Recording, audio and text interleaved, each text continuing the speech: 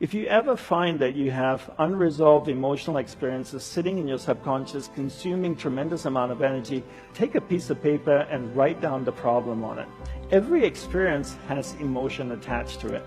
Tesla says if you want to find the secrets of the universe, think in terms of energy, frequency, and vibration.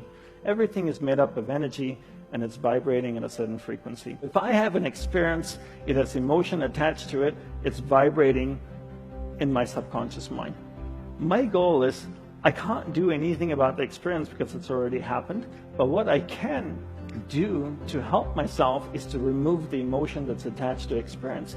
So I take a piece of paper, I write down the problem. As I write down the problem, something really interesting happens. That experience moves from my subconscious mind to my conscious mind because I'm reliving it. The interesting thing that happens is the energy, the emotion actually comes out of the experience, flows through my hands into the piece of paper. Now I crumble the piece of paper and I burn it in a fire. It could be a garbage can, a fireplace, it doesn't really matter. Does the fire destroy the emotion? No, because you can't destroy energy.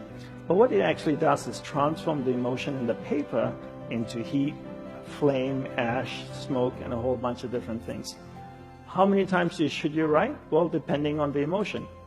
If it's an intense experience, you might have to write about it 3 or 4 times. If it's not so intense, maybe once or twice. I remember the first time I ever shared this exercise was with a group of entrepreneurs in Perth, actually, about 5 years ago. And one of them said to me, look down the pony, I realized that experiences have emotion attached to them. And I realized as well, when you relive it or you're writing about it, it goes from your subconscious mind to your conscious mind. But this whole concept that emotion comes out of the experience, flows through your hands into the piece of paper, I find it really hard to believe. I find it that's a little bit too spiritual. I said, fair enough. So I asked him, do you have kids? He says, yeah, I have a couple of kids, a 4-year-old and a 6-year-old. And I said, on Father's Day, on your birthday, do they ever make you cards?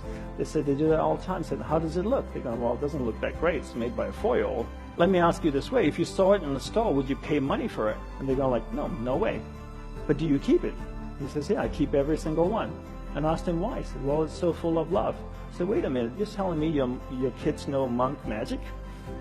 Because 2 minutes ago, I told you about putting emotion in a piece of paper, and you looked at me like I was a crazy person. And now your 4-year-old son knows how to do this, right?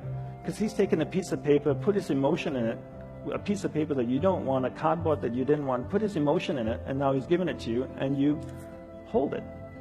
So you can actually transfer energy from you, emotion from inside of you, into another matter. How many of you have kids and have one of those not so attractive drawings at home? Do you keep them? Why? You'd never be able to sell it to anybody. Nobody would want to buy it, right? You keep it because it's so full of love. It's full of emotion, right? So you can move emotion out of you. So it makes energy cannot be created or destroyed, but it can be transferred or transformed from one thing to another. Take a piece of paper, write it down, and then burn it in an ordinary fire.